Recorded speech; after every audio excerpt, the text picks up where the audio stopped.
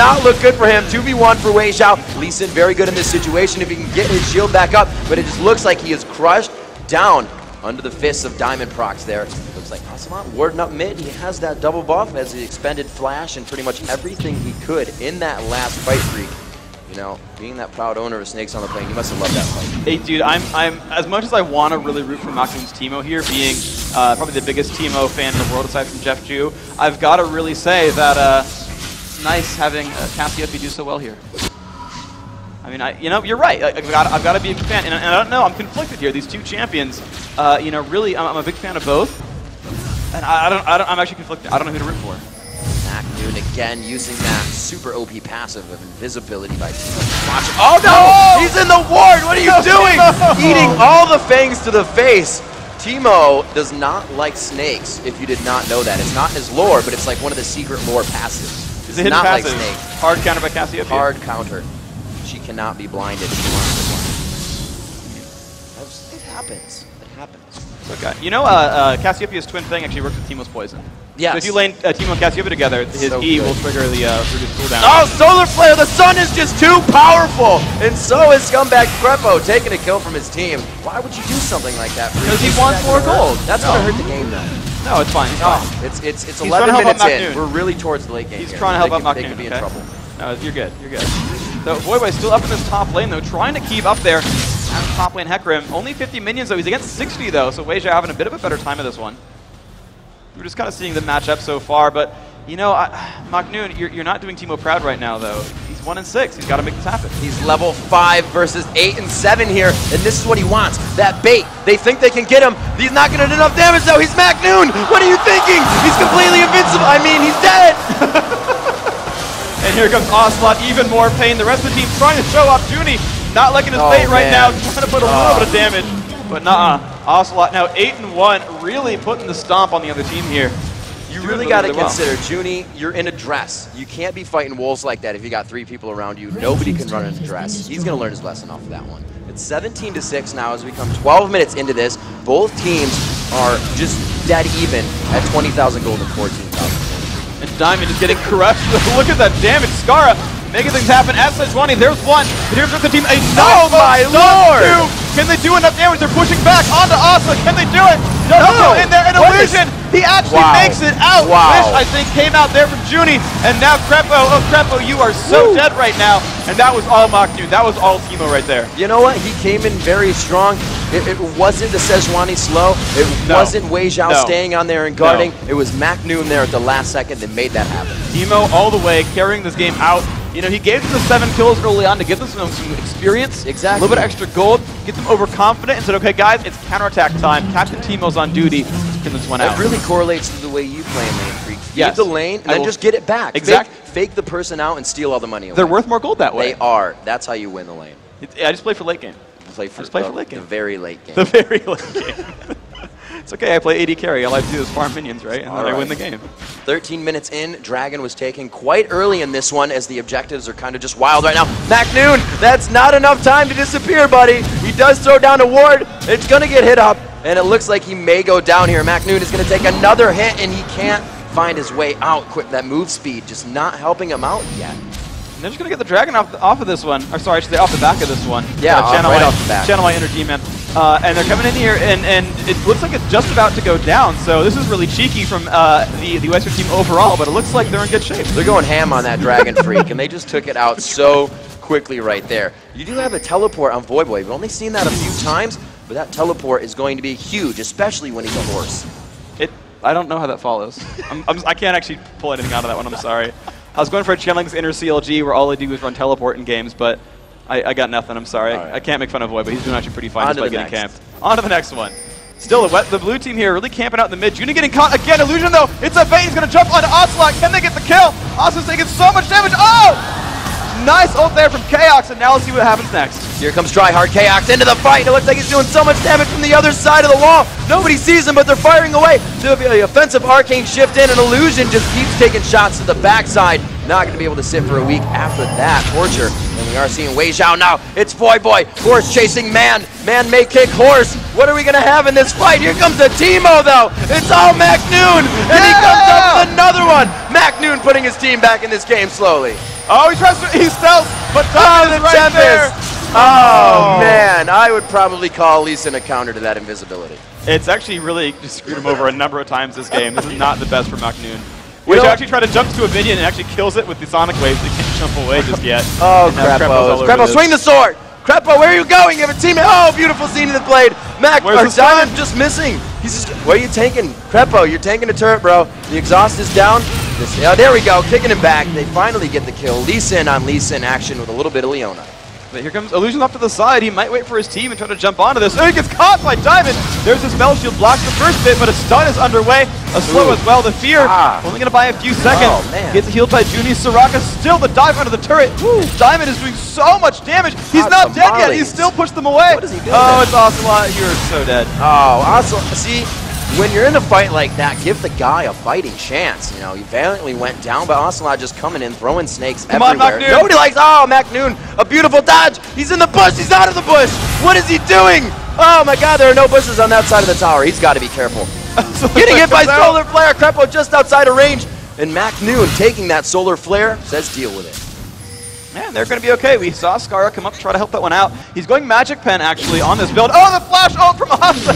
That is a kill coming out. Why are you picking on Teemo? That is really rude. A boar versus a horse. I'm liking it. That was pretty crazy. Obviously, we see Voyboy running away with his tail between his legs as Chaos continues the farm bottom. You better not have the most farm in the game. Try hard. 99, Chaos almost hitting 100. It's supposed to be a fun match. He's going Trinity Force and everything. I mean, that is the epitome of throwing hard. Yeah. I'm not a fan. Oh, man. We're going to have a talk after this. Yeah. Teaching about sportsmanship, maybe? It looks like they're going for blue ball. Oh, no. Okay, what are you doing, Scarra? Not paying attention. Looking at his... Oh, that was a great ultimate, though. I love the particle spam from that. Oh, he forced the flash away from KX. Better than nothing. Got him away. Looks like he's going to go for the Golem buff. Scarra really going to enjoy the extra mana regen here. He's got a lot of Magic Pen right here on the top of that, so should have good ability spam. Should be able to do some damage.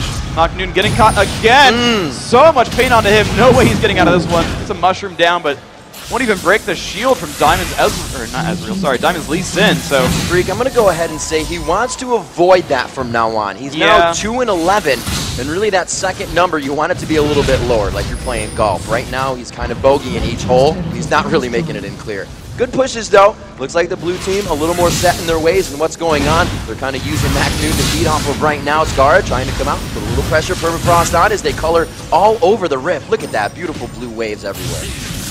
Nice, and there we go, actually jumping in Diamond. And look at that, just jumps back to Krepo, not even taking counterattack damage. The acrobatics show, pretty nice overall from that Russian jungler. So SK now in a bit of a poke situation, just putting out a lot of damage. Put out some pain up front, and they're just kind of running back when they need to. You know, Freak, this blue team's so good, I think we may see a formation of a new team playing in Season 3. Well, some of them got to move, though. Oh, that's true. Just run across. Yeah, they are. Slowly pushing middle. Look at this minion wave. This is just the wave you want. That siege minion is going to be huge for your team, and never mind, they stop right there. Okay, well, they can still move on. They got another wave coming up. They go for the turret. Almost jumps in onto Scar, and here comes the turret pressure a little bit. Oh, great Sonic Wave just missing. Oh, that one hit, though. Now they're like 1-0 on Sonic Waves. Junie taking a lot. Getting that quick Guardian Angel, though, because he knows it's hard to run under dress. Diamond Prox forced out of this fight with a Guardian Angel as well. These guys can go down. He could have got a little bit more health there, but he's going to choose the Sliver and act as bait. Yeah, so he's got the GA almost popped right there. They're still going to stick around a little bit. Diamond relying purely on lifesteal. Can he get the hit? Wei Xiao is there. Macnoon baiting the team away as well. Gets Voyboy into a mushroom, but Voyboy jumping on a Macnoon, trying to catch the team out. Ezreal ult will miss. Can Macnoon keep running from this? It's going to be difficult. Which way will he go? Voyboy sniffs him out. He knows he's there. Where is he going to run? He pops, goes. Macnoon puts the mushroom down. He's not going to catch him. Oh, he didn't go through the wall. Oh, he totally missed it. Oh, he got it that time.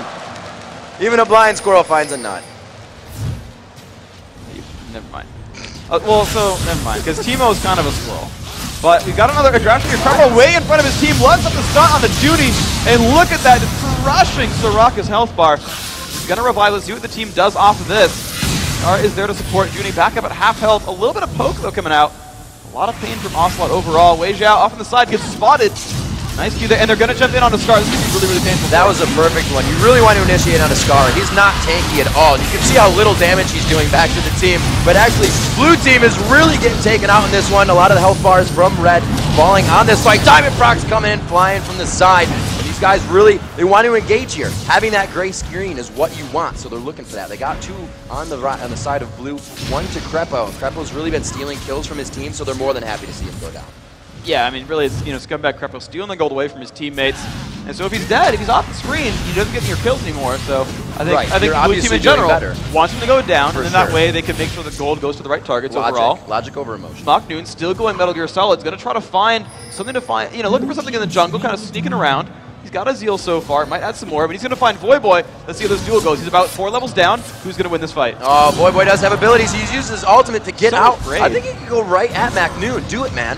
Come on. Oh, Voyboy going out of that fight. Macnoon, just too much pressure from that level 8 Teemo versus a level 12 Hecarim. You definitely want to run. Well, when you're Captain Teemo, you can pretty much win any fight at all times. Anytime you're Teemo, no matter how much gold you have, how many kills your opponents have, just go for it. You got this. Oh, Macnoon, no! Run away! Macnoon, come on! Yes! Oh, what a flash! Come on, no! Yes, keep going, Macnoon, you got this. The Macnoon Show. Macnoon! It's good. No, we're in good shape now. All right, so Diamond Procs coming in, that Guardian Angel forcing out the other Lee Sin. Lee on Lee. Like I said, Wei Zhao still doing good. Let's compare 2-3-3 Wei Zhao, and we have a Guardian Angel 8-2-9 Diamond Procs. I think he likes to play Lee Sin. He's his main champion. He's doing pretty well with it. Trying to run away right here. Gets silenced up. Fear as well. He can even make his way out. See how good he is at being feared. Yeah, I mean, he was very afraid. He ran away from the other team. Exactly. You can't teach that. Pass happened to you. Illusion getting cut off a little bit as well, though. It's going to be a bit painful. Krepo in front. Hopefully he dies first. A nice stun from Scar. Illusion with 12 health running away from this one. He's going to make it out, but Junie completely caught out. He's going to drop off the back of that. And that was cheeky. Macnoon, look at this. Waiting in the wings. Oh, my God, they saw him. Oh, man. Yeah, that just happened, and Baron saw it. You can see Baron taking a quick Polaroid. He's like, I know this is going down. Look at Macnoon trying to save himself. So they put a pink down in Baron. They're going to fight the gigantic worm now and return him to his hole beneath the sea of Middle River. 30-12 here, 21 minutes into the game. Uh-oh, Wei Zhao. Wei Zhao, he gets seen to the blade on the other side. They know he's there now. That kind of defeats the purpose. They go for the fight. Scar goes in and back out, and he's not going to get any points on that one. The Baron now free. Put that pause button on. Oh, onto Wei Zhao to the backside. Safeguard to Scara. Here comes the cow. Yeah, he's not a cow. He's a horse. Wei Zhao getting taken down now, trying to get out. Could he have a safeguard to Scara? True shot barrage going through. Ezreal's attack speed now through the roof. They're going to get a stun. It's going to hit everyone there as well. Macnoon not in good shape. They're going to chase the Teemo, though. That's what he does.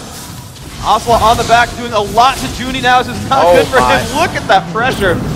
Going to go down. The ult is here from Illusion. Going to dive in. Picks up Voyboy. Can he get another? Krepo is low. He's diving through, but there's way too much damage coming at him. The fear on Chaos not going to keep him alive. There's another one coming in. Blue team still shoving into this one. The Western team doing a very good job because Macnoon is feeding them gold. Oh, Macnoon not able to stop fast enough. The Tempest goes down, so he can't go invisible. Diamond, without a care in the world. That Dragon's Rage right into Teemo's face. You see him go down. Ocelot still pushing. These guys are saying, we're going hard. Scar taking a bit of damage from that poison there. Farms under the turret. Everybody knows that's a little bit easier when you're riding a boar. He goes straight in. Here comes Wei Zhao, and they shut down Ocelot. He doesn't even get a chance to scream. Nice job overall. That's a good combo there. You just stun him up, just do damage the entire way through. Pick up a kill, one of the best AP mids in the game. That's not too bad overall. So, if they do that another 20 times or so, I think we'll have a chance this game. Freak, a slight 13,000 gold lead may start to have an effect on this game. The 34-14, throw that out the window. That's near even, right? Yeah, the 3-2. They both ended 4, 3, and 1 are like the same number. Right, they're really close. 3-2 turrets. I mean, that number is so gapped right now. It's dangerous for these teams. Scara trying to put some damage on. You can see that half health really giving him an advantage in this fight. And you can see, though, that Junie taking damage, going to put his health bar down. You can see it's still increasing, and when it goes down to 0, he's going to die. You can see Voyboy trying to prove that concept as well. Scar also health reaches 0, so he's going to die, and that you can see there is Nocturne also being a kill picked up, which means he has also died in this battle. Almost getting a triple kill there. Diamond Procs so close to the Penta on that one, but he just couldn't find the rest of the members from the team. You can see Macnoon again, that Metal Gear Solid mode you've been talking about. Ocelot never really paying attention. Throws down the Miasma. Macnoon take, oh my God. Half health from 1Q. And here comes Wei Xiao, though, into the mix. Macnoon's got to show up. He's burned the stun. There's no counterattack left. Wei Xiao, so much damage. He's going to go down. Pain. Come on, Macnoon, you got this. You cannot fight a cowgirl snake, man. It's just not how it works. The Nexus is going down. The blue team pushes on. The All-Star game goes to Voyboy, Diamondprox, Ocelot, Chaos, and Krepo. There is a victory screen. You can see the excitement on their faces. Nice job to these guys overall. Good number of wins, and the weird thing is too, if you look at the tournament results, a lot of these guys on the right-hand side, semi-finalists even among that roster. Yeah. Sorry, the left-hand side actually, the two semi-finalists there, CLG EU and M5, really putting up a lot of pressure on that team. Congratulations to those guys. A really, really good win overall. That's nice. I thought from the beginning, Macnoon's Teemo is just going to show the world something we haven't seen, and he actually did. He kind of just sat in the bush and continued to die. Usually a Teemo would change that so you didn't die anymore, but yeah, he didn't. No, I think he was the first professional I've seen run into the enemy jungle and wait to get revealed by Lee Sin in order to die. It was a very, very good move. Right. He didn't expect it, but he was one of the earliest First Bloods we've seen, and it was a nice play overall. In theory, it happened in some parallel universe, but we actually got to see it today. It was nice. Yeah, it was very, very clutch. So we'll have the grand finals coming up in just a little bit. This was our show match between a lot of the players that did not make it to the grand finals. Those teams coming in, as we said, we had Macnoon playing Illusion from IG, Scarra, Wei Xiao from WE, Junie as well, and the winning team, as we said before, Voyboy, Diamondprox playing Lee Sin, Chaos playing Ezreal. Come on, guys, try hard pants. Ocelot on that Cassiopeia, he kind of plays her, and they went hardcore. And Krepo on his Leona, tryhards all day. Well, they're playing the favorite champions as well, so it's a mix of both, right? Like, you can call it tryhard, but you can also call it your favorite champion. It happens to these guys, right? That they get a favorite champion, they have a guy they love to play the most, and then they're going to bring that one out because hey, it's a show match. Let me play my favorite guy. Let me just sort of show the world what I can do with. When I've got all the tools at my disposal, and Macnoon, when he gets his favorite champion of Teemo, thank you for joining the club, Macnoon, not as impressive as his normal top laners, but it was a nice try. All right, guys, we'll be back with the grand final matchup in just a few minutes. Don't go anywhere. Hope you enjoyed the all-star matchup between those two teams. Freakin' Riv, we'll be right back.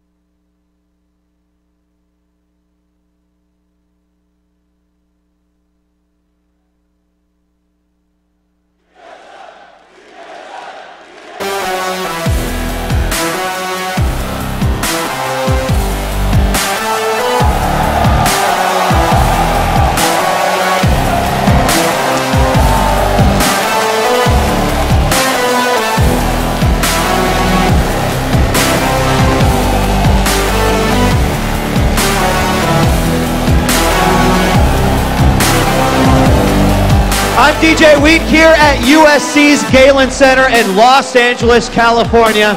And ladies and gentlemen, tonight marks the epic conclusion and the final bout of an electric Season 2. Azubu Frost and the Taipei Assassins have battled their way through the best teams on the planet and are now set to compete on the world's biggest stage. Who will claim the $1 million first place prize? And who will earn the privilege of calling themselves the best League of Legends team in the world?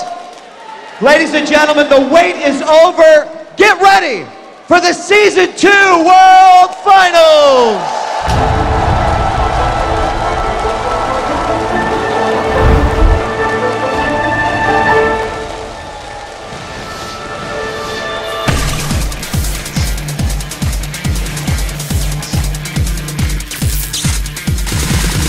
My God, what a start, and they are loving it. 抓一，但是 Super 被换掉一个。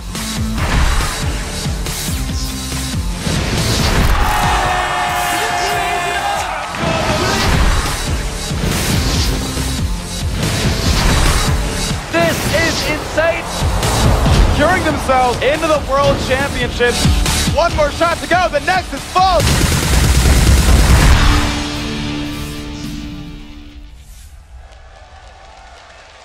Welcome, Summoners, to the Season 2 World Finals. I'm Rivington Bison III. And I'm David Freak Turley. We're coming to you live from USC's Galen Center in Los Angeles, where just a few days ago the playoffs took place, revealing which two teams would battle it out here at the Grand Finals on the stage behind us. Azubu Frost and Taipei Assassins rising to the occasion with now one best of 5 to show their worth and to prove who is the best team in the world at League of Legends. Ladies and gentlemen, we have an amazing pregame show for you with in-depth analysis on Azubu Frost and Taipei Assassins. And with hundreds of thousands, if not millions of people watching with the crowd on hand, this is truly a global event. Broadcasting worldwide in over 13 different languages, the atmosphere in this event center right now is absolutely explosive. And this atmosphere is all credit to you guys here in the audience around us. You guys are amazing here. Let me hear you roar. So much energy, Freak. Oh, they are amazing. Thank you guys so much. Coming around the world to show up here. Those of you around the world watching at home, thank you as well for being a part of League of Legends history. With the over 7,000 people in attendance here, the hundreds of thousands of you who are watching online, the millions who have watched throughout the week so far in the playoffs, this is going to be epic. And today, we will crown a Season 2 World Champion. Freak, as I said before, it's going to be who can prove their worth in this best of 5 that may change the lives of these two teams. Competing on the biggest stage in League of Legends history and for $1 million. Let's see how these teams are approaching the final matchup.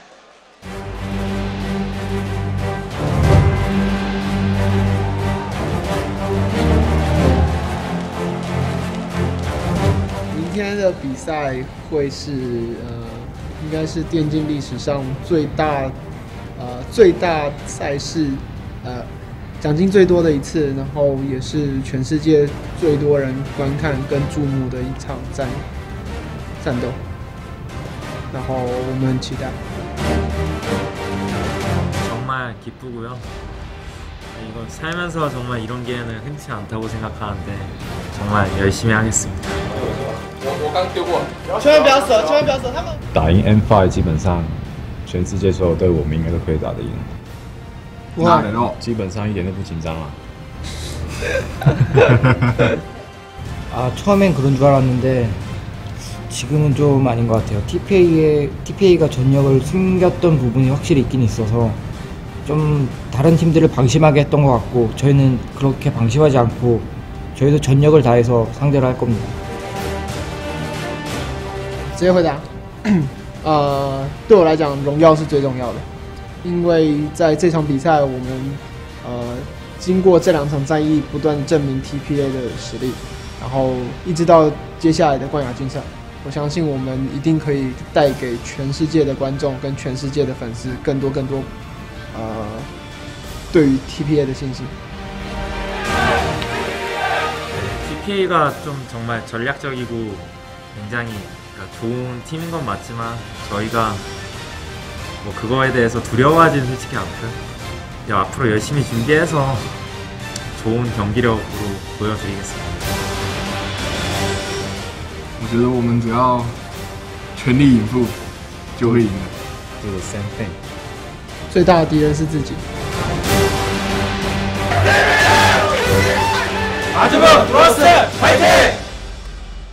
Ladies and gentlemen, the best players in the world have delivered some truly epic moments, fighting through pride and perseverance. But Freak, I think the best moments are yet to come with the grand finals. Well, it's got to be the case. These guys have fought tooth and nail. You've got the #1 teams of their respective regions. They've beat the best teams in the world from everywhere else.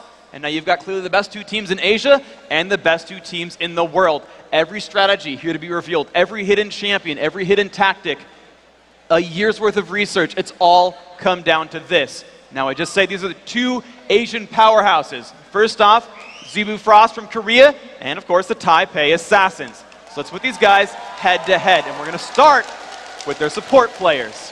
These support players are huge. We have Mistake versus Mad Life. Both, oddly enough, the shot callers for each team. We can hear them, we can see their stats. Mad Life, 1.9 to the 1 kills. The deaths, Mistake, in that death chamber a little bit longer. Mad Life always being on the field to help his team and structure the team fights. But these guys are completely vocal. We see Mistake also playing previously in the AD carry position, which helps out that bottom lane to position a lot better. However, Mad Life, considered to be one of the most beloved League of Legends players in Korea, is a human abacus for his team. He juggles all of these summoner spells in each lane and provides his team with the knowledge to be the upper hand in that lane and continue to win in team fights. Freak, as we go away from the supports, we look at the huge factor in this matchup, that top lane. And the top lane is really going to be important because Taipei Assassin's gameplay, at least in the semifinal, was making top lane an island, leaving them to fight one-on-one, just doing battle back and forth with each other. And as you saw in the support category, Zebu Frost has better numbers on paper, and you can see here, Shot with 2.5 times the kills,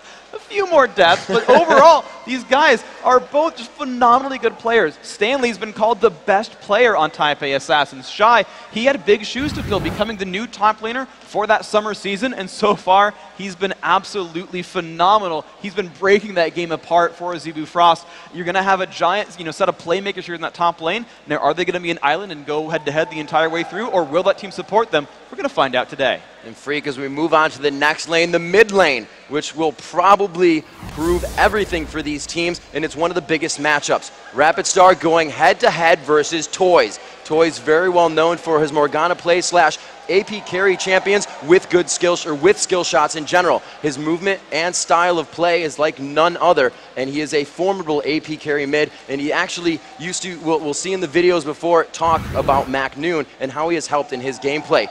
Coming up on the other side, Rapid Star probably has some of the, or not if only the most champions in his pool. He loves to throw the other player out of their comfort zone. He has at least 10 champions he can play at a professional level. You cannot say that for players in North America and Europe. Both these guys just phenomenally skilled on all sides. And the one anecdote I want to say for Toys is the only time he's ever died is when his team loses the game. As long as they're in control and they're doing a great job, he is just absolutely dominating everybody's faces the entire way through. Both these guys really have become hard carries for their rosters, and both of them roam around the map. This is really the case for both these rosters. Okay, yeah, that top lane, a bit of an island, and you're seeing split pushes, but it's because they're still constantly fighting. You're seeing one-on-one duels all the time. These mid laners will dive in for combat. You saw Rapid Star really bringing out Diana in the summer season, and suddenly she shows up as a gigantic primary assassin, crushing the lanes out. You're seeing a lot of control come out from that Anivia on both these players, really, and actually CLG Europe had to ban Anivia against Rapid Star. This is a team with Frog in, mind you, and they're still banning Anivia because they respect Rapid Star so much. You're seeing bans forced against Toys as well, whether it's that Anivia, whether it's that Orianna, or anything else in that roster. I mean, throughout GPL, people banned Morgana almost every single game against him. These guys have legendary champion pools. They put a lot of effort through their game, and they can completely just control the entire battlefield. All right, ladies and gentlemen, like I said before, we have an awesome pregame show for you, so let's start by taking an in-depth look at the Korean OGN champions Zebu Frost and their incredible performances in the Season 2 World Playoffs. The champions from Korea, Azubu Frost journey to the finals started with the total annihilation of their group stage competition. They went 3-0 against Invictus Gaming, SK Gaming, and CLG Prime.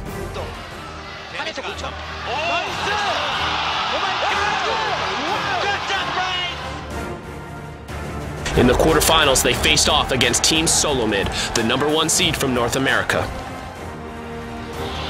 The top lane play of Shy allowed Azubu Frost to take a stranglehold on the match. Azubu Frost's complete domination of TSM led to a 2-0 victory. Freak, the Nexus turrets are going down. Cloud Templar is so tanky. They're trying to thwart out Team Solo Mid, trying to stop that path to the championships. And Azubu Frost will knock out Team Solo Mid. The semi-final round set up a rematch of OGN's The Champions final. CLG's early focus on Azubu's Shy gave them control of Game 1. But you're stronger than them. Karthus is not on his way. Oh, that's silence, nice. Man. That's silence. 5 seconds. With top lane under control, CLG was unstoppable, and their victory put Azubu in the hole 0-1. In Game 2, it was Azubu's turn for a commanding performance, shutting CLG out 13 kills to nothing, pushing the series to a third and final game. In Game 3, it was all about Shy. CLG had no answer for his intimidating Singed. After being down 0-1, Azubu Frost stormed back to win 2 games in a row and secure their place in the World Championship final. The champions from Korea are now only 3 wins away from completing their quest to become champions of the world. Ladies and gentlemen, we're now joined by DJ Wheat at the desk as we just saw Azubu Frost power through their playoff matches. Wheat, what do you do against a team that you just can't stop or can't even get a kill on? Well, I mean, in any situation, you come into the finals, you know you're not going to have a pushover. So, yeah, exactly. I really, really think that one of the big stories that we're seeing here is kind of a David and Goliath story. And we're going to talk a little bit more about that as we get into it. But first and foremost, I had a chance to sit down yesterday with Azubu Frost to talk with them a little bit about this life-changing opportunity to play in the World Finals. I understand that you were an English teacher or a teacher in Korea, and that you suddenly became a League of Legends player. Can you tell me a little bit about this transition and how you got onto Azubu Frost? 그러니까 사실 이제 군대를 제대하고 나서 그냥 평범한 대학 생활을 하고 있었어요. 대학 생활하면서 이제 영어 공부도 하면서 뭐 영어 강사를 했다, 영어 그 티처를 했다는 게 어떤 식인지 모르겠는데 뭐 무슨 정규직처럼 티처라기보다는 그냥 학원에서 살짝 이렇게 도와주면서 그런 식의 아르바이트 같은 느낌? Did you know Cloud Templar before asking him to join the team? 원래 그 북민 시즌 1 때부터 되게 많이 봐왔던 유저긴 한데 실제로 그러니까 원래는 한국 유저인지도 몰랐고 말을 안 해서 게임할 때 그래서 실제로 알게 된 거는 이제 한국에서 이제 클랜원을 모집할 때 그때부터 알게 됐어요. 그래서 그런 느낌으로 하다가 이제 게임하고 병행을 했었어요. 근데 이제 나이도 좀 어느 정도 되다 보니까 이제 인생의 갈림길이 서잖아요. 그러니까 좋은 기회가 주어졌어. 근데 저한테 이제 왔었어요. 팀에 들어오라는 제의가. 아, 내가 이대로 그냥 이렇게 공부하면서 이렇게 평범한 인생을 살 것인가, 아니면 좀 이런 데 뛰어들어가지고 좀 재밌는 인생을 살 것인가 고민 많이 했었는데 이 길을 택했고 지금 잘 되고 있는 것 같습니다. I'm sure your students think you're the coolest teacher, right? How does it feel to be recognized as one of the top talents of Azubu Frost, and quite frankly one of the top talents in League of Legends? 갑작스럽게 이렇게 응원을 해주시니까 되게 좀 당황스럽고요. 그리고 또 제가 그러니까 이렇게 한호 받을 만한 선수가 아닌데 한호도 해주셔서 굉장히 좀 고맙고, 그냥 전체적으로 말하자면 갑자기 찾아와서 되게 좀 정신이 없어요. What's it like to get to experience the Western fans firsthand? 아무래도 좀 문화적으로 차이가 있다 보니까 외국 분들이 좀 더 어필이 강하신 것 같아요. 좋으면 좋다, 싫으면 싫다, 뭐 이런 확실한 어필이 좀 열광적으로 어필해 주시는 게 많이 좋은 것 같아요. What's been your favorite part about the World Championship so far? 아무래도 좀 해외 경기다 보니까 해외 나와서 외국인들이랑 대화를 하면서 게임을 같이 좀 즐길 수 있다는 경험이 좀 많이 좋았어요. Can you explain your calmness? You just seem very ready to play. Are you just 100% focused for the finals against the Taipei Assassins? 지금 제 마음 상태는 그냥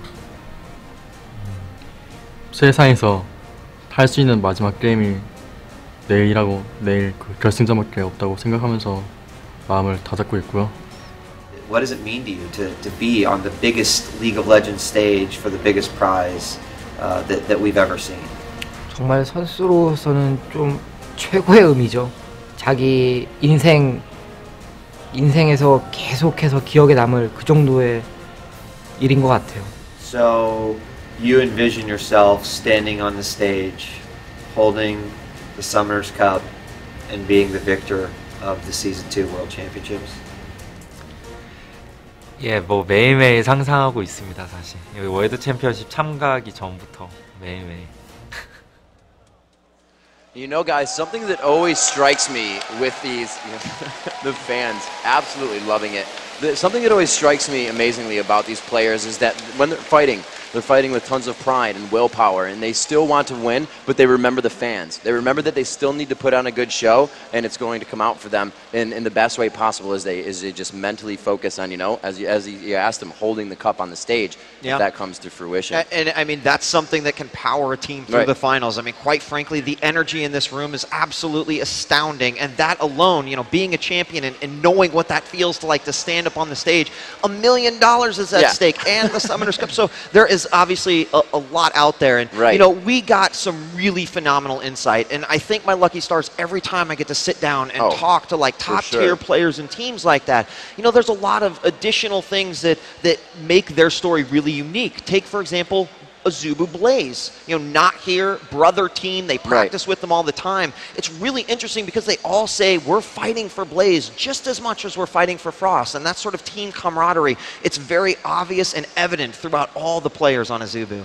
Yeah, and there's an interesting story with that too, where before the Korean Championships, the OGN Summer, Frost was practicing for their grand final against CLG Europe.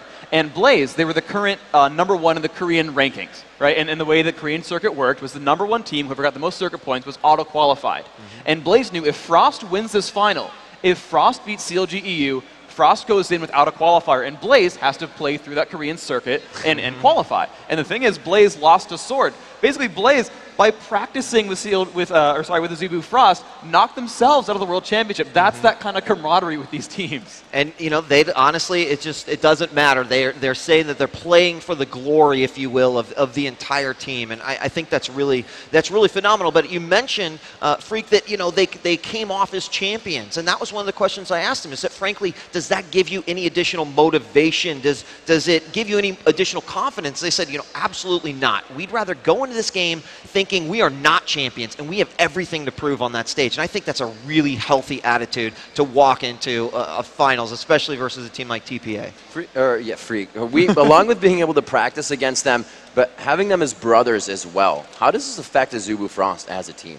I got the impression that, the Azubu Frost takes it very seriously. They are a professional team, don't get me wrong, but at some level there has to be synergy between your players. And it's something that you can see when you get an opportunity to meet these guys, or as you learn more about them, or honestly just watch them as they play, and you can really see that they share something. And obviously right now they're sharing something huge, because this is going to be a big moment for them as they get ready to prepare for that battle against Taipei Assassins. So moving on then, what kind of thought process goes on with these guys? What are they? They're just fighting for Blaze themselves. Are they fighting for Korean pride? I mean, Sword got knocked out. There's only 2 Korean teams here. What all is really on the line for these guys? Yeah, that's actually a great point, because obviously country pride is something that amongst all gamers we see it a lot in a lot of our competitions, and this is no different. But every single player gave a little bit different answer. I thought that maybe because they're fighting for kind of the legacy of Korean gaming, and that's typically a very, very dominant force, that would maybe put a little bit more pressure on them. And they just said, you know, frankly, we can't think that way. We feel that no matter what the results are, that Korea is going to be happy that we have made it here. So I think underneath that answer, there's obviously a little bit like, yes, we want to win for Korean pride. But at the same time, I think that they're not letting it come in and affect their thought process entering into the games. Well, all right, we've seen what, you know, Azubu Frost has in the background for themselves, a little bit of insight.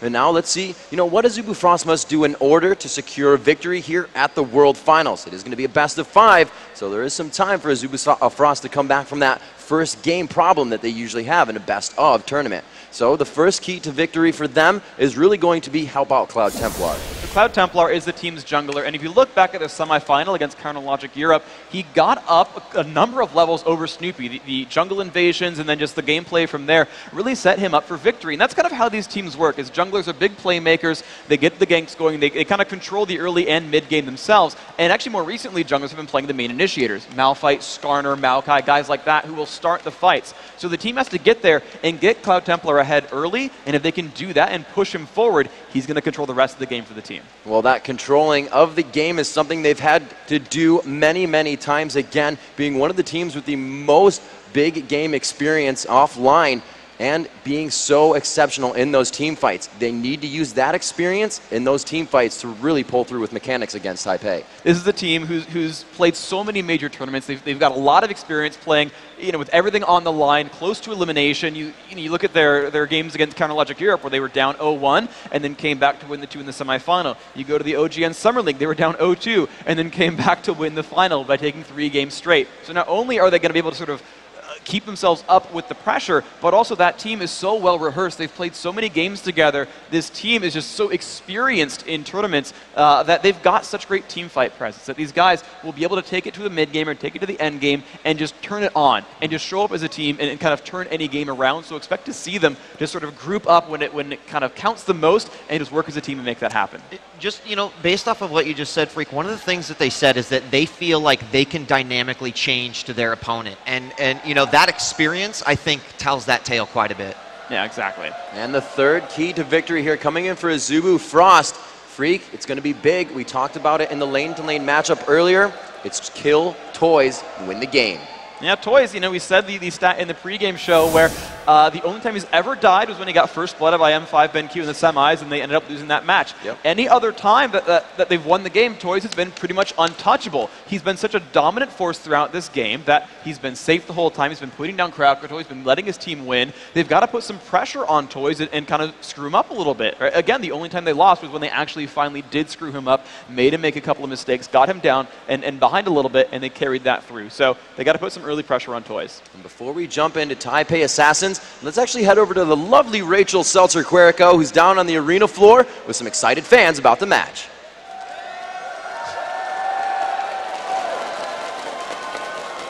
I don't know if I can do that. All right, guys, I'm down here on the floor with some of Azubu Frost's biggest fans in the audience. So please, I'm going to ask you to introduce yourselves and tell me where you came from to attend the finals. Hi, I'm Luis Alberto Guzman Lau. I'm from Mexico. What do you want more? I'm Rafael Calles, and I'm from Mexico. Azubu Frost, yeah. I'm Stephanie, and I'm actually from LA, So that was a short trip. So I'm interested, because you have CLG on your arm, why are you supporting Azubu Frost? Because they beat the team I actually wanted to win, so I'm supporting, and I have traveled to Korea months ago, and I have a good relation with them, so I want the Koreans to win this. You got a special friendship, a reason to root for these guys. What do you think about this incredible venue? I know Riot has come out and given you guys so much stuff. There's swag in the seats, there's body paint. How are you enjoying the show? Yeah, it's pretty cool. I got a VIP getting painted, so. Oh, you get painted? You get a VIP? Yeah. I'll be right back. You have a sign, and it's in Korean. Unfortunately, I can't understand that, but do you want to show everybody? Can you tell me what this says? Azubu Hwaiting. Azubu Hwaiting. I love it, guys.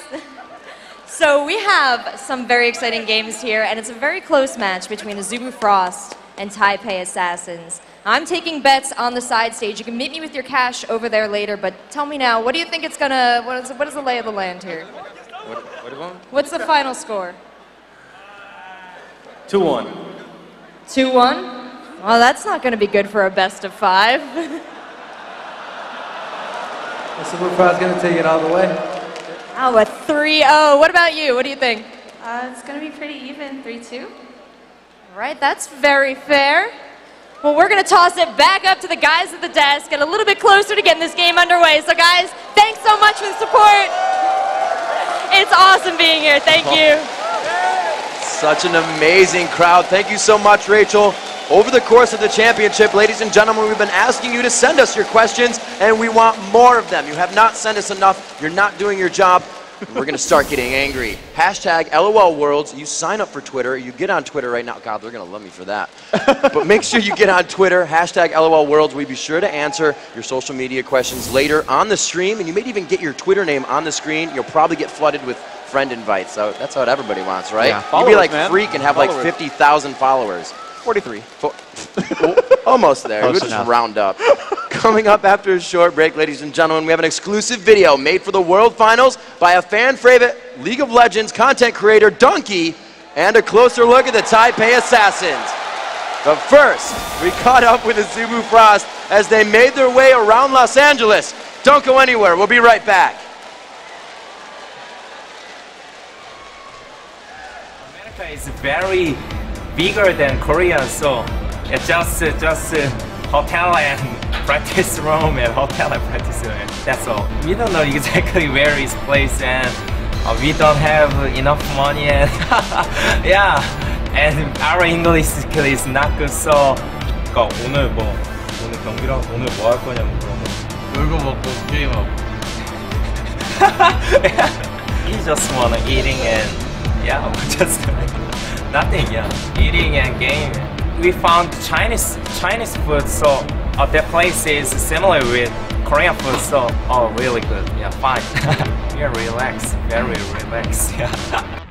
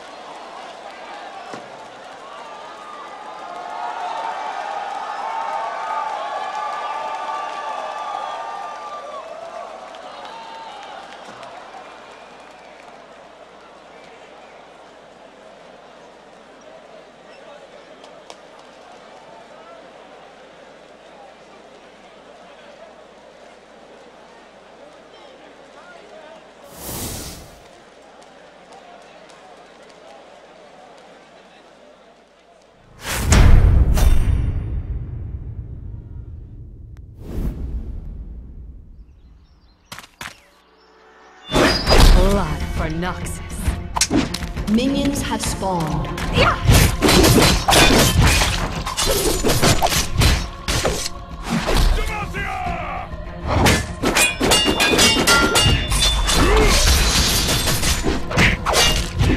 It's all smoke and mirrors. You like my weapon?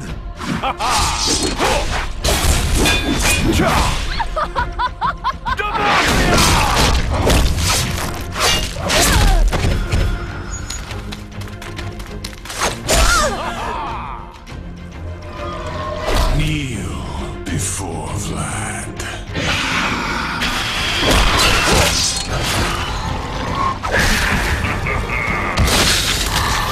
Pitiful creature.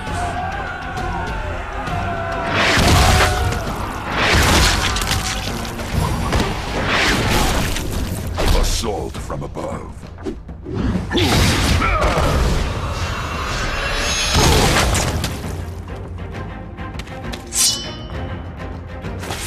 This blade's my favorite.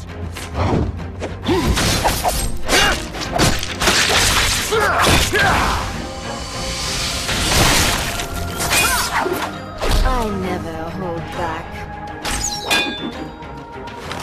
The dark should fear me.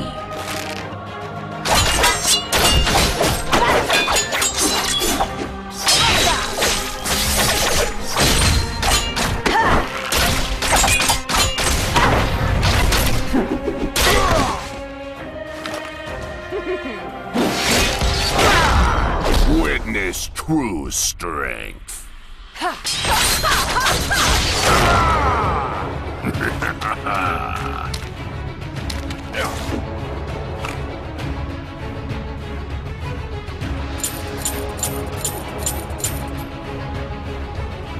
Forge onward. Vile scourge.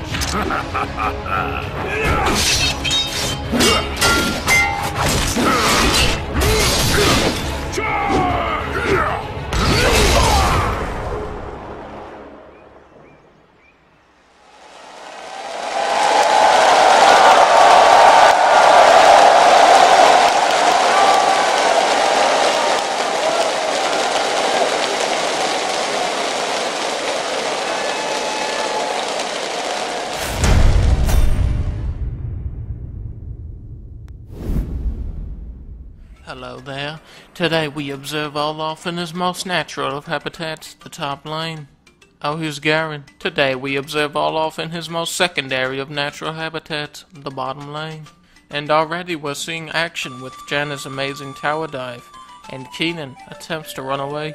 Unfortunately for him, he's dead, and he'll be seeing Brand in hell, along with Janna and level 1 ganking Fiddlesticks. Watch out, Olaf. Fiddle will have to escalate his efforts as he tries to kill 2 players who have actually been playing the game. Janna has learned from her mistake, depriving Olaf of any gold by giving the kill to the tower. Unfortunately for her, her reputation within the tower community has been severely damaged, and it will do nothing to save her here. And now we see Olaf taking a dive at another champion, Renekton this time. I'm not sure how Renekton stands within the tower community. Olaf has returned to the top lane, but not everything is as it should be. Now he is faced with the daunting task of fighting 2 people in 1 lane. Luckily, he is considered the Viking of League of Legends. See how King is underlined? That's how you know. At this time, Olaf has become extremely fed. He should now be referred to as Feed Me Olaf because of his tasteless disregard of human life. Watch as he plunges into an entire team by himself without anyone helping him at all. He single-handedly kills each and every player on both teams. Just brilliant. Watch as an Olaf dives a Janna with over 50 kills. Immediately, she is destroyed, even though Olaf has 0 kills. Watch as he defeats a champion that hasn't even been released yet, Rango. And he's going in, and he knocks his head off anyway. He appears to be destroying the new tower champion as well. As he backs, he is rudely interrupted by a player named Rakata. Fortunately for Olaf, he flashes out of his ult. I cannot recommend the player Rakata as highly as I do the cheese. Rakata giving chase to Olaf once again. TF is there, surely Olaf cannot kill him with, oh my goodness, a very close call there. Of course, some scholars may argue that it wasn't even.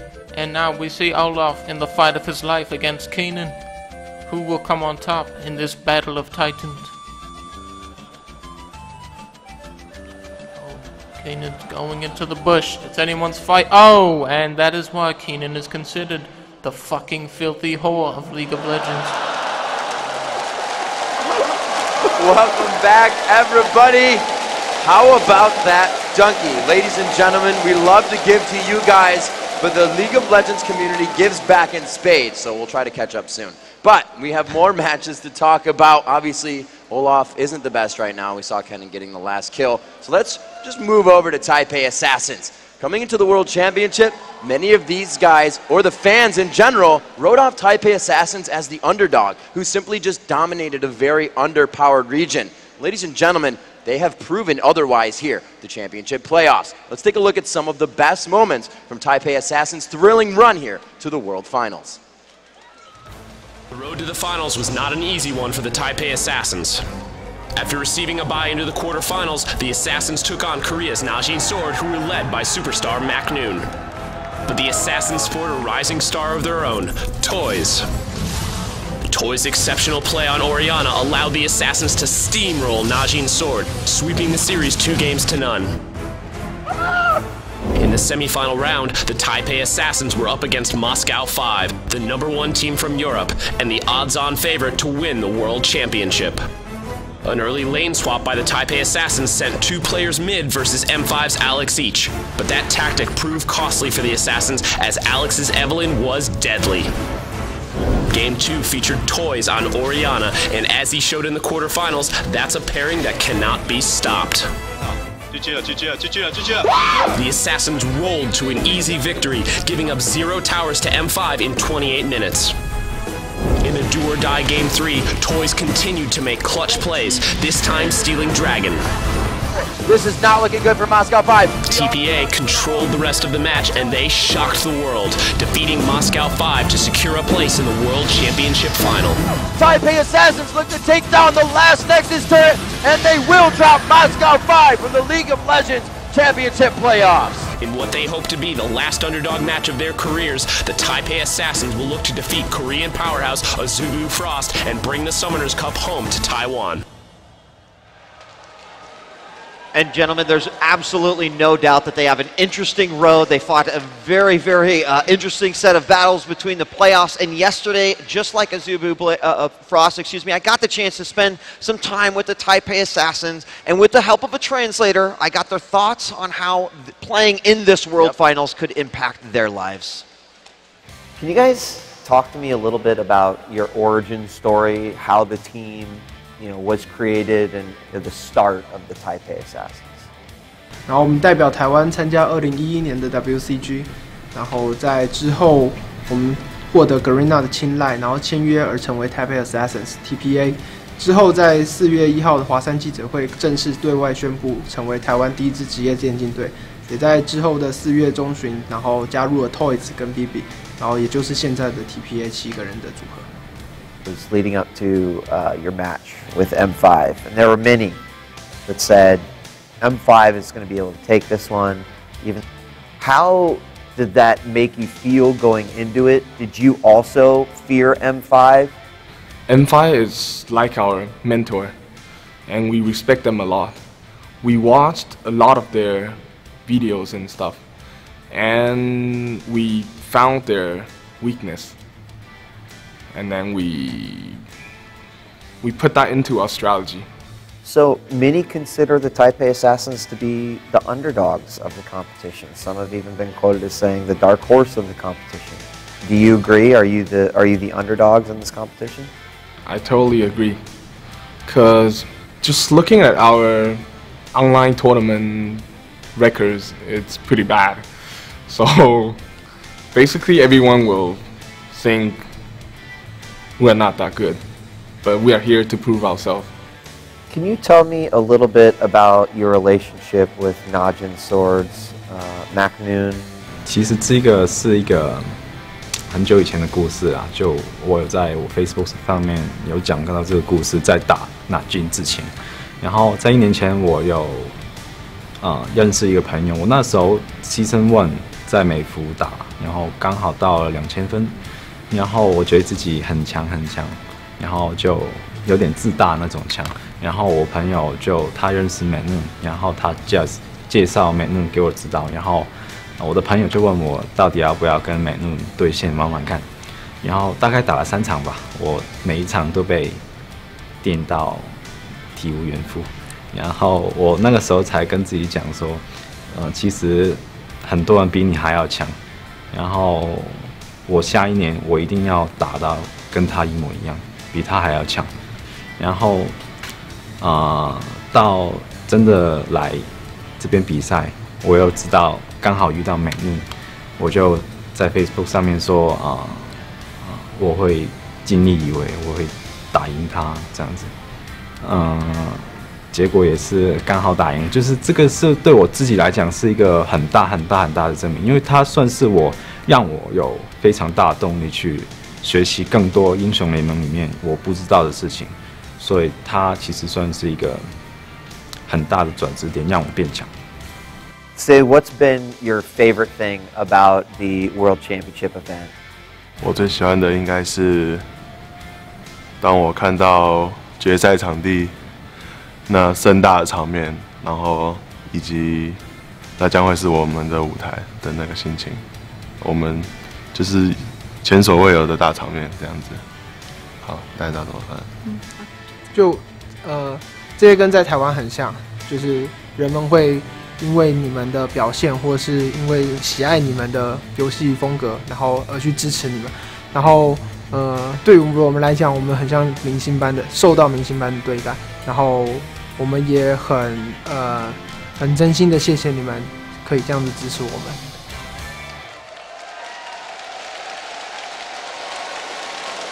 You know, there's a couple of things I got a chance to take away from this interview, and you know, it's one of those things where I would have loved to shown the whole hour that I had with these guys, because there's 2 things that took away from it. Number one, they are so ridiculously confident, and it is so awesome to see. You know, they had a lot to prove leading up to this point, and it's kind of like they can just leave everything behind because all they have to do is think about this one match coming up. But additionally, Toys had a moment that really touched me as well, where I said, Toys, who are you playing this for? And he said, you know what?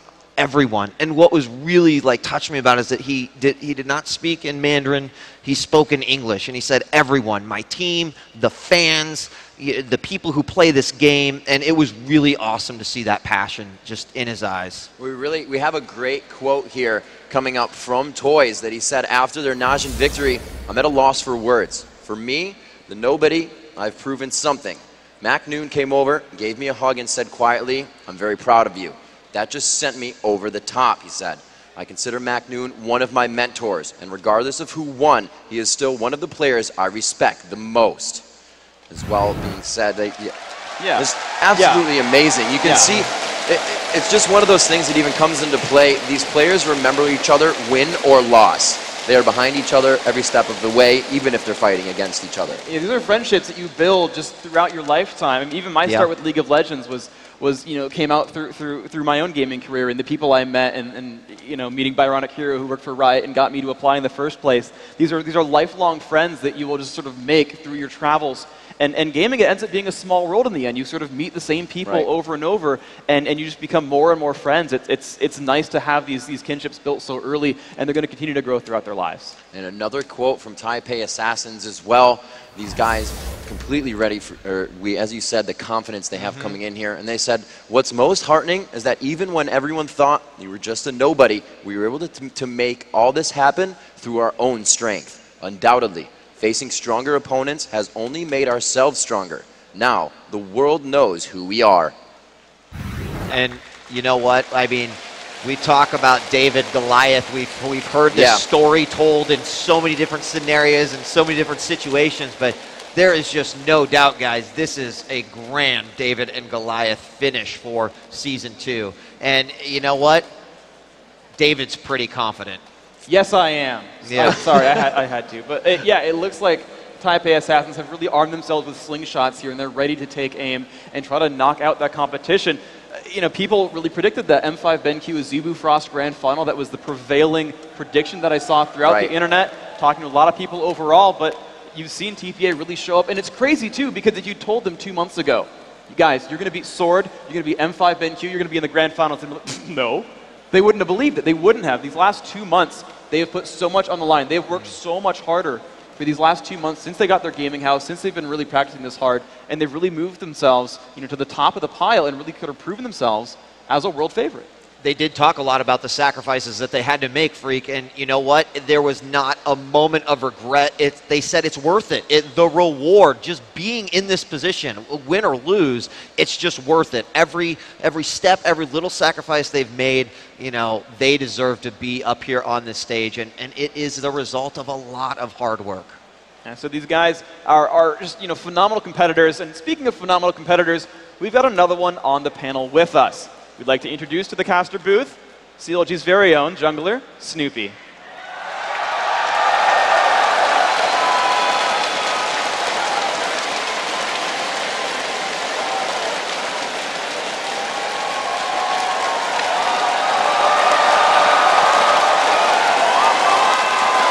Snoopy, thanks for joining us, man. How's it going? How are you feeling about the venue? I'm feeling great. The venue is fantastic. I thought Aliat Live last week was amazing, and this blows it out of the water. It's insane. All right, so coming into this, what is your outlook on TPA and as a team and individually? I think TPA is full of fantastic players. I met the guys when I was over in Taiwan. They're fantastic players. Each one of them shines in their role, especially Toys in the middle. He's playing fantastic this tournament, and all credit to him. Stanley as well. He's a fantastic player. All of them are great guys. So what about as a team then? Like you played against them, you scrimmed them a lot. They were your primary scrim partner leading up to this tournament throughout this week as well. You actually said that they looked good against M5. You actually predicted them to beat M5 BenQ. How are they like as a team? We went to Taiwan at the start of September, and we went to the Taipei Assassin's house, and I sat there every single morning. I woke up with those guys. They went to the gym in the morning. They woke up for scrims. They had breakfast at a set time. Those guys are really dedicated. And all credit to them for getting here. They fully deserve it. I predicted they would beat Moscow 5. I didn't think Moscow 5 was ready for the Asian teams. And I think coming into this game for Frost, I hold them to take it. I want Taipei Assassins to win this game. You want them or you predict them or both? I want them to take it, and I think it's going to be close. I'm going to go with 3-2. 3-2 for these games. I think the spirit of their actual team spirit is going to carry them through to the fifth game. I think that's what it's going to come down to, team spirit, and I think they're going to take it then. If you had to, Snoopy, you think it's a 3-2 either way, or do you think if one team wins, it might be a different score outcome? I would say 3-2 either way. Okay. And I'm going to give it to Taipei Assassins in that fifth game. All right. Wow. So Snoopy, coming out here, being able to, you guys have traveled around. You've been, to the Asian plays. What is it like being able to finally talk to all of the players from around the world, make these friendships, and really finally get to know them all? It's honestly fantastic. I mean, even just for Azubu Frost, when I met them in Najin Sword, I mean, I met Macnoon last year, and I met him again at the OGN Championship, and I met him again here. And I love all the guys. There's such huge personalities in those teams, and especially the Asian teams are really committed. You'll see it nowhere else. I mean, North America and Europe has a lot to catch up on as far as commitment goes. And I hope coming into Season 3 we do that, because otherwise we're going to get our asses kicked. How are your interactions with Azubu Frost at the OGN Finals and, here on after? I was really gutted, actually. The finals, when we took the first 2 games off of Azubu Frost, and coming into that third game, I almost felt the exact same here. That third game, the game that was the decider, and we threw it. I think they're a really good team, but I feel they're limited in a certain way. I feel like Taipei Assassin's is going to have the overall edge on them in terms of strategy. I think Azubu Frost is more standard playstyle, which I think TPA is going to counter. All right. Well, let's move on to the keys to the match. Let's move on to what TPA needs to do to get themselves the lead in this series. Freak. It's going to start off with Stan the Man. Stan the Man, he did so much work for them against M5 BenQ in the semifinals. Stanley is a super dominant top laner. He's been said to be the best player on that team overall.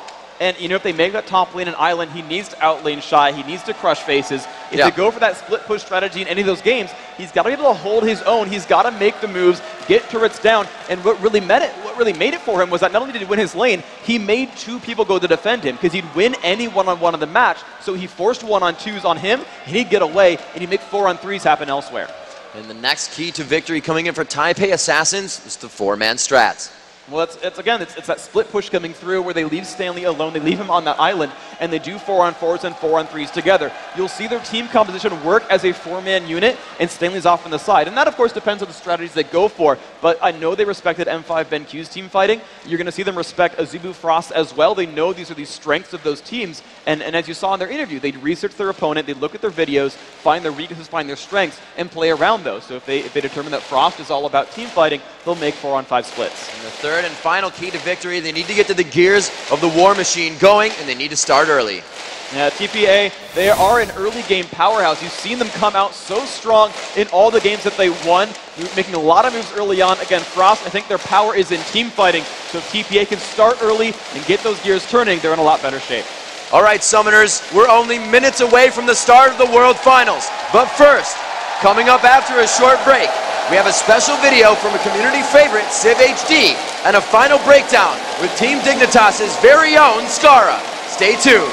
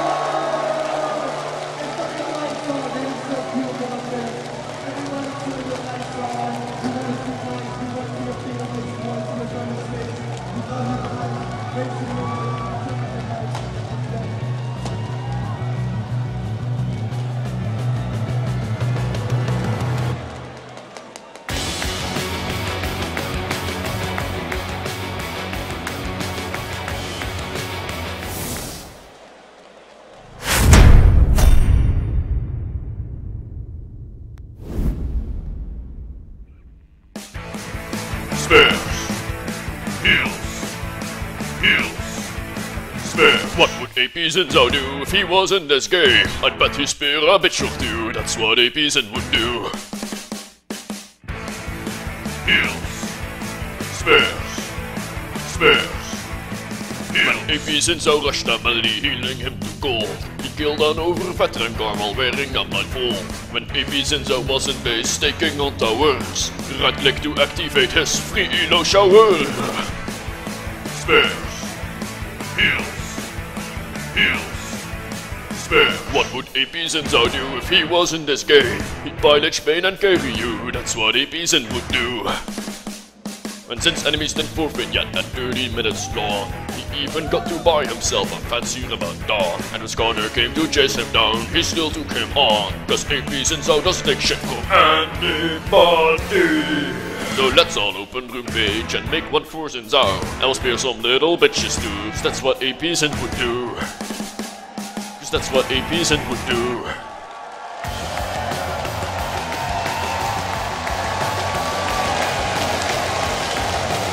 So many spears and heals just left and right. I guess we all know what to do when we get back to League of Legends playing. But right now, ladies and gentlemen, welcome back to the World Finals here at the USC Galen Center. We are live from Los Angeles. For For today's teams, getting to the World Championships has taken months of hard work and sacrifice. Yesterday, we had a chance to go around town with one of League of Legends' oldest pros, Scarra, as he showed us some of the ways he kicks back from the pressures of competition.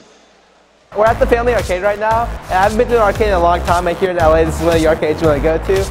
We're going to go inside and see if there's any games around where I want to play. This arcade has been around since 1971. We're one of the last standing arcades. My brother and I started this business. We have been in it way before even video games. The players over here, I mean, they come from miles and miles around just to play all the fighting games here. All right, so, cool. Take a chance. All right. Oh my God, what is this? Overdrive? I think I remember that game. It's such a good game. Dude, this is the best game. Probably March. So since this game is what I grew up on, it's like by far the best arcade video game, cooperative video game ever. This is my stress relief for League of Legends. I just match all my buttons. Oh my God. I think my younger, like 8-year-old self would kill me if I lost this many lives on the first boss on this game. There we go, there we go. So skee ball is a game I haven't played much. I didn't play much as a little kid, but I've grown to appreciate this game as I grew up because I don't even know why. I just like this game now. Oh my God, I'm so good at this game. Oh my God. Okay, I'm not that good at this game.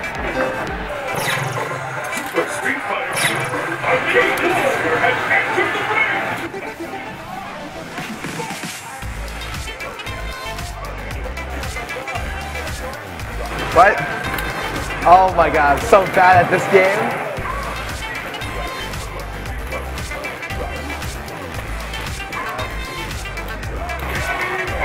I'm so bad.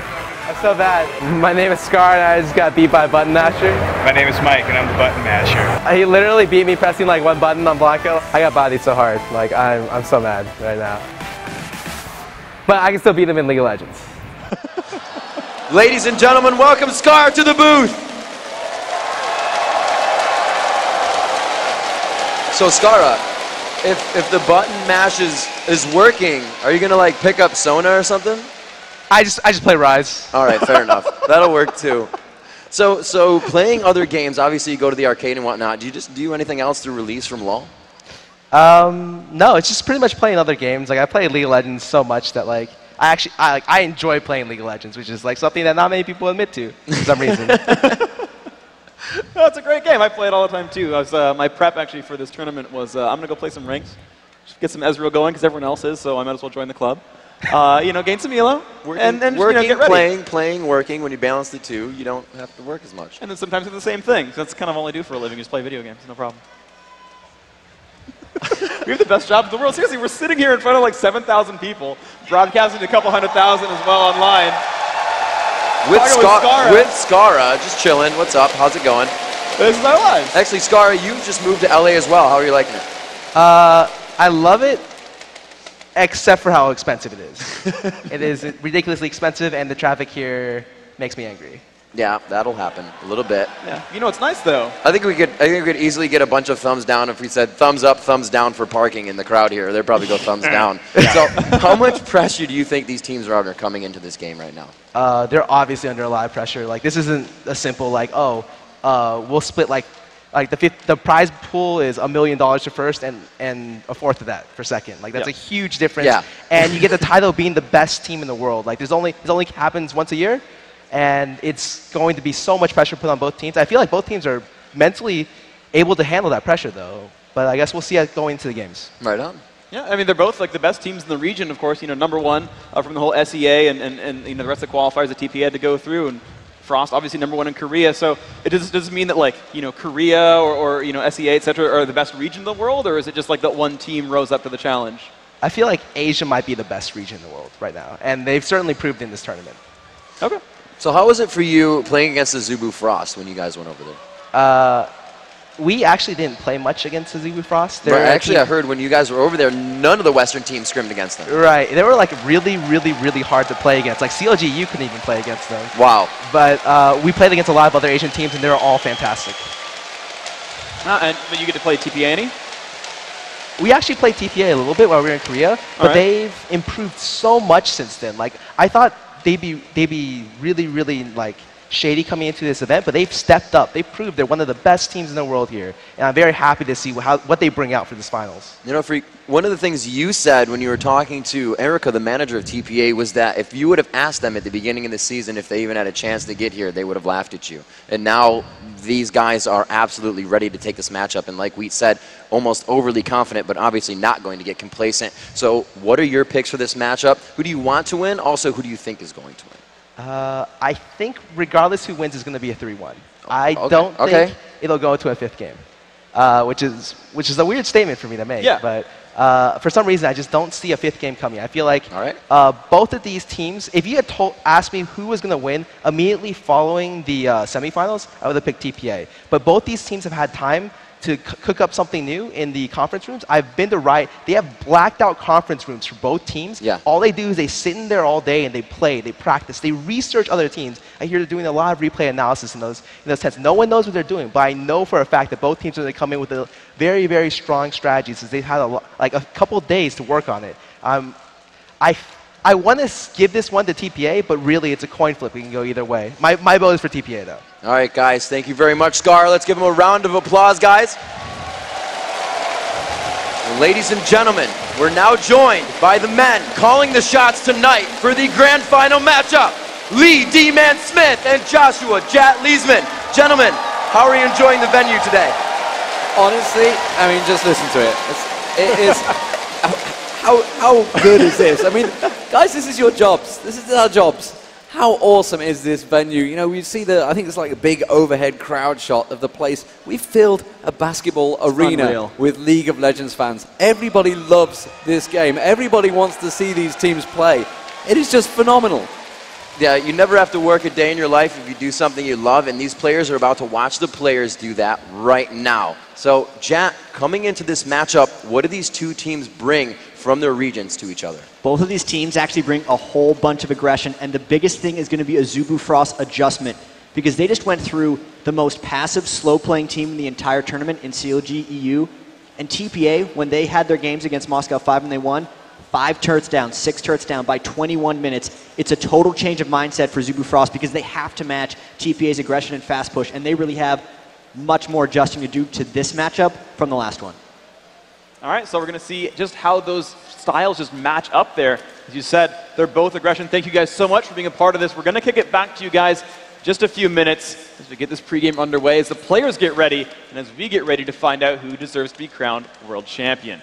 So, Riv, you know, what are you thinking 3-2 or 3-1? I don't want to ask who's going to win, but you know, what do you think the score is going to be like? How many games is going to go? I definitely think it's going to go to the 5 games. Obviously 3-2 in different way. Can't be 4-1, so we're going to have that 3-2 coming out unless we get the crazy prediction from the crowd earlier that it was going to be a 2-1. That could be intense. Could be. could be pretty interesting. All right, you know, me as well, I think I'm looking forward. I'm really hoping actually for a 5-game series in general. We had both semis go super close on both hands. Hopefully the grand finals is super close as well. This is going to be an amazing match. Zubu Frost really coming in here, like I said, with that throw the team out of their comfort zone strategy with one of the biggest champion pools that any team is going to have. Taipei Assassins, individually, as Snoopy said, their team is absolutely amazing. So those teams now coming together are going to be huge. All right, so we got match after hacking behind us. We've got special prizes in store. Or sorry, special surprises in store. I think we want to reveal a little something to you guys. There we go, guys. Reveal the Summoners Cup for the first time ever. In just a few moments as the match is about to start. What we got? The arena's going crazy, guys. The time has finally come. Is everybody in the crowd ready? The League of Legends Season 2 World Finals begins right now.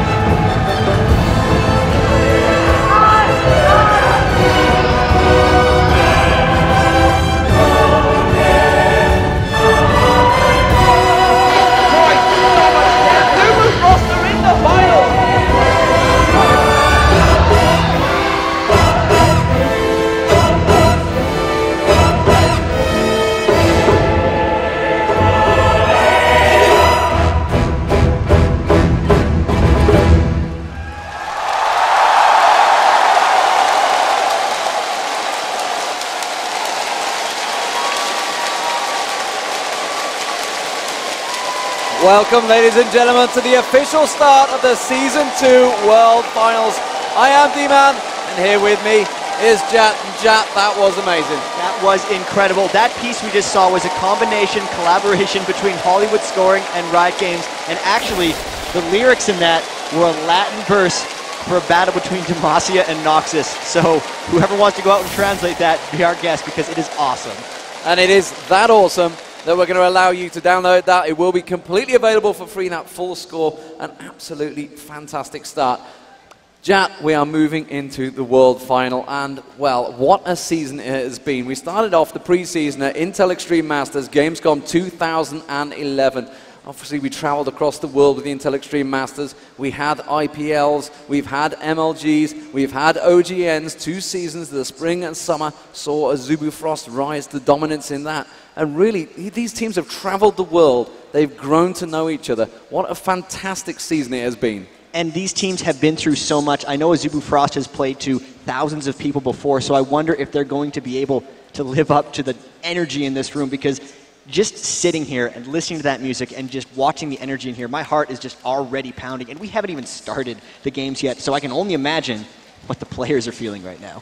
I only hope that transmitted just how awesome that was at home, guys, because I've sat and watched that performance probably about 5 times in practice, and I just stayed there every time. It's like, I want to watch this. I watched it in the truck, and then I was like, I want to watch this live. I watched these guys practicing while everybody in this venue, you were snaking around the venue, queuing up. You know, my hat's off to you guys sitting in the sun. A lot of people came here early. Of course, there's a small thing called the Shuttle Endeavour coming next door, which has caused a few problems, I believe, for people. But honestly, this match, you know, the build-up, the hype, we've seen the players sat there. We've seen them, they've watched this whole build-up.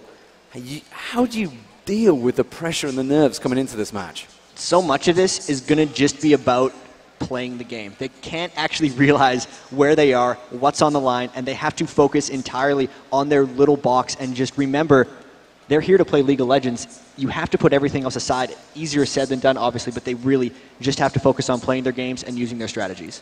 Yeah, and honestly, these 2 teams, they've come through. So we saw Taipei Assassins join it in the quarterfinals. They were one of the #1 seeds. Azubu Frost were one of the #1 seeds, but had to go through the group stage. Do you feel they're just going to feel, you know, we deserve that spot, we should be there? But honestly, these 2 teams, who's had the biggest advantage? Have they had that advantage coming in from the quarterfinals? Or is Azubu Frost having that big, long day 1 really give them that advantage? Just going all the way back to day 1, Azubu Frost, they lost out on the 5 regional winners drawings, and they were the ones who got stuck in the group stage.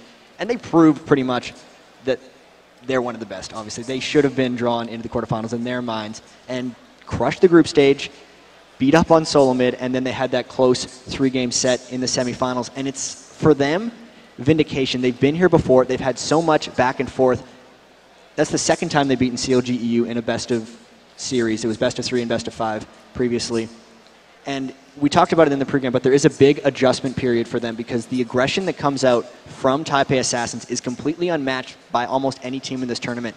21 minutes and 5 turrets down, 21 minutes and 6 turrets down in games 2 and 3 against Moscow 5.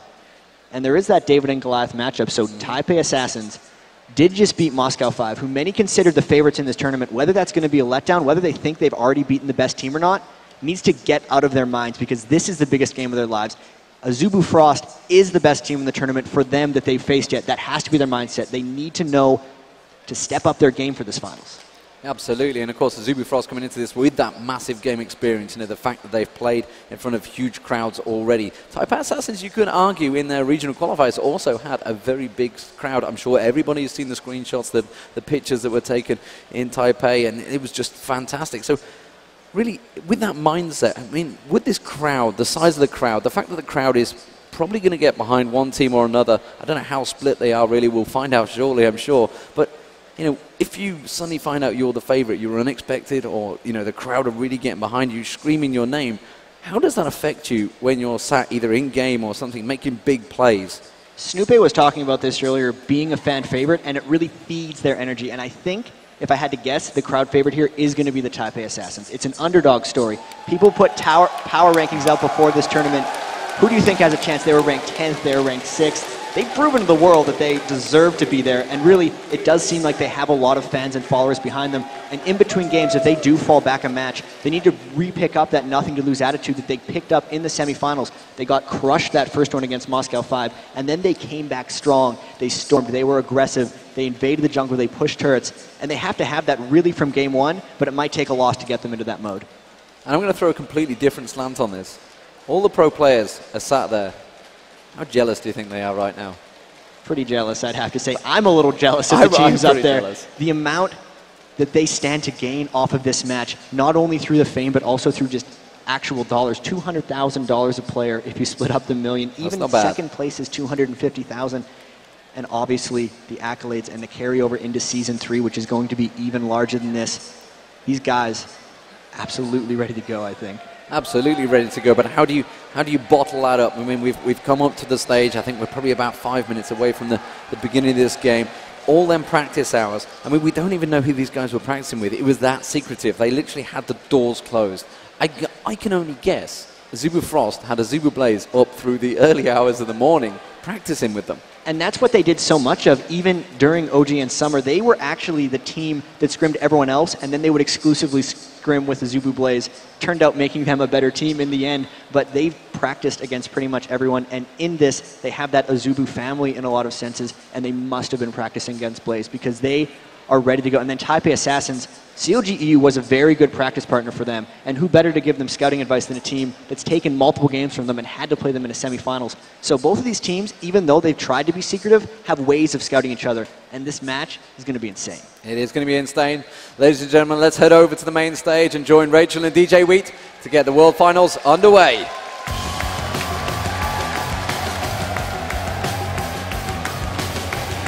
Introducing the first of our World Final teams.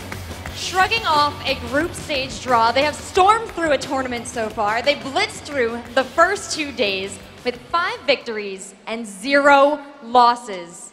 And they took down CLG EU in a heart-pounding epic semifinals match. They are the reigning champions of Korea's OGN Champions League. Ladies and gentlemen, please welcome to the stage, Azubu Frost.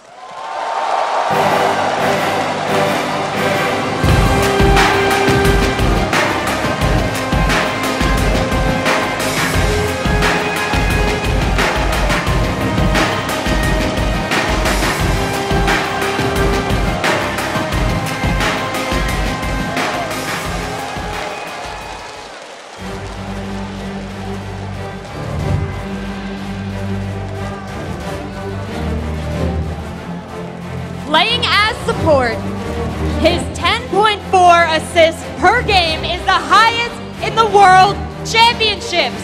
For Azubu Frost, it's Mad Life!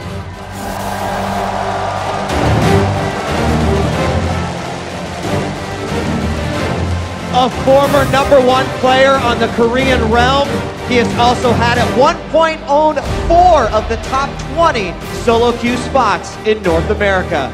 The AD carry for Azubu Frost. Give it up for Woo!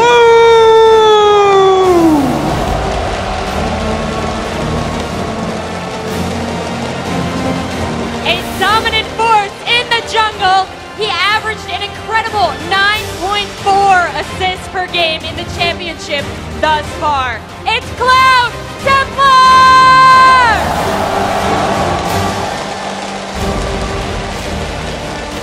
Starting his League of Legends career by playing from level 10 to 2200 ELO on only Anivia. He holds a 4.7 KDA in the championship thus far. In mid lane, for Azubu Frost, it's Rapid Star!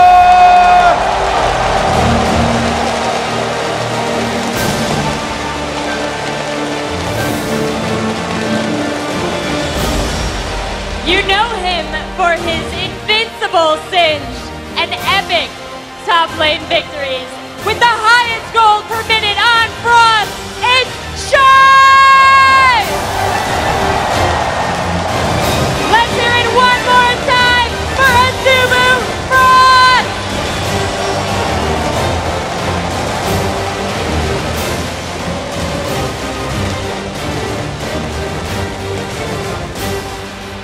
And now, introducing their opponents. With a record of 4 wins and 1 loss, they took down Mac Noon and Najin Sword in the quarterfinals. They shocked the world by beating M5 in an epic 3-game semifinal. They are the kings of the Garena Premier League. Please welcome the Taipei Assassins!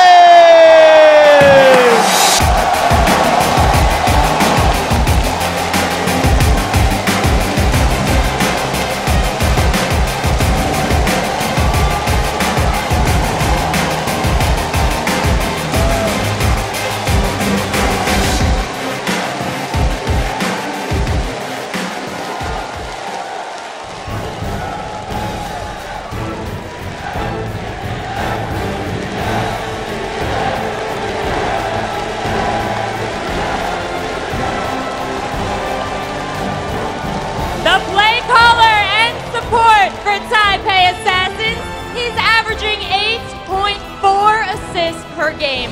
It's Mystic!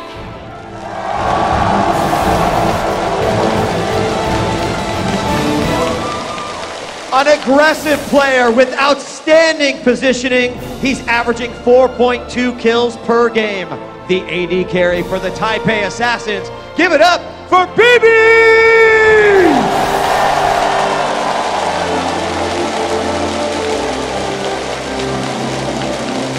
Jungle, he has held the top 2 solo queue positions during the League of Legends beta with a 3.1 KDA in the championship. It's none other than Little Balls!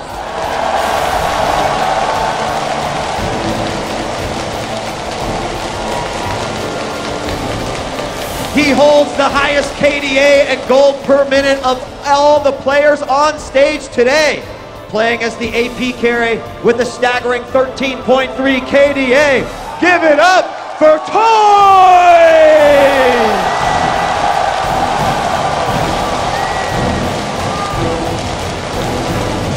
He's now famous for his meta-changing builds and innovative playstyles with a tournament KDA of 4! In the top lane for Taipei Assassins, it's Stanley!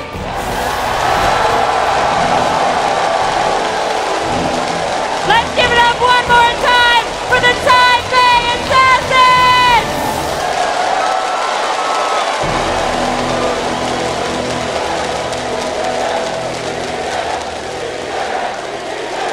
Ladies and gentlemen, now that you've met the teams, let's see what they're playing for. In addition to the $1 million first place prize and of course the honor of calling themselves the Season 2 World Champions, there's one more thing that we felt was needed. Take a look.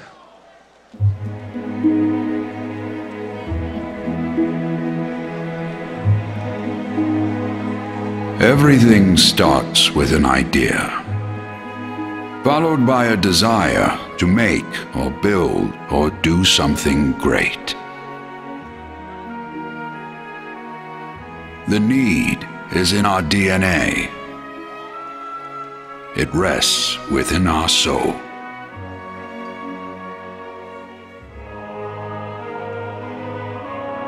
To marshal your skills requires discipline.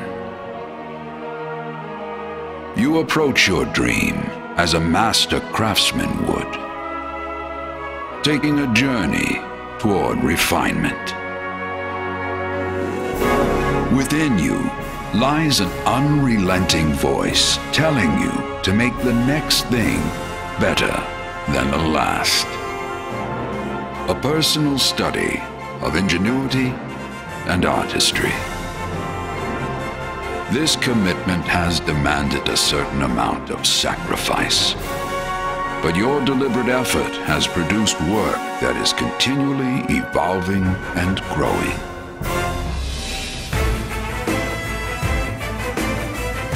We make this in your honor, because you choose to meet the ultimate challenge. To challenge yourself to be the best of the best. This belongs to you, the champion.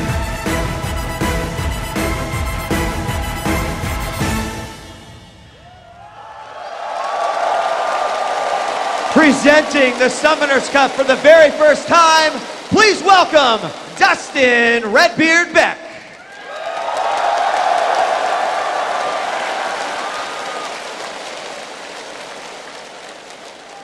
Hey guys, love you too. No championship would be complete without a trophy, a symbol of the talent, the sacrifice, and the dedication of all the teams that have been competing over the course of this year and for years to come. This trophy also reflects the passion of our fans, as you guys are the ones that have made all this possible. I present to you guys the Summoners Cup! Oh, troll. We love the troll. We love the troll. Riot Games, baby. Boom!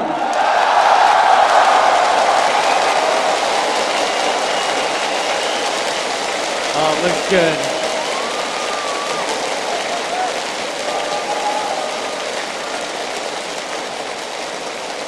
Tonight, one of these teams is going to have the chance to be the first to etch their name in the base of this, in the Summoners Cup, and be forever immortalized in the pantheon of League of Legends esports. Azubu Frost, Taipei Assassins, good luck, you guys.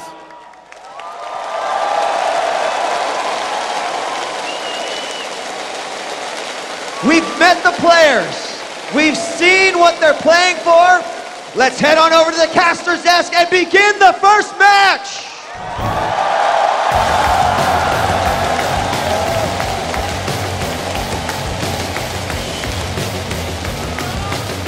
Thank you very much, DJ Wheat, Redbeard, and of course, Rachel. What a fantastic start. What an amazing trophy these guys are going to win, on top of $1 million. It's not bad. It's a nice little addition to all of the things that they've had so far.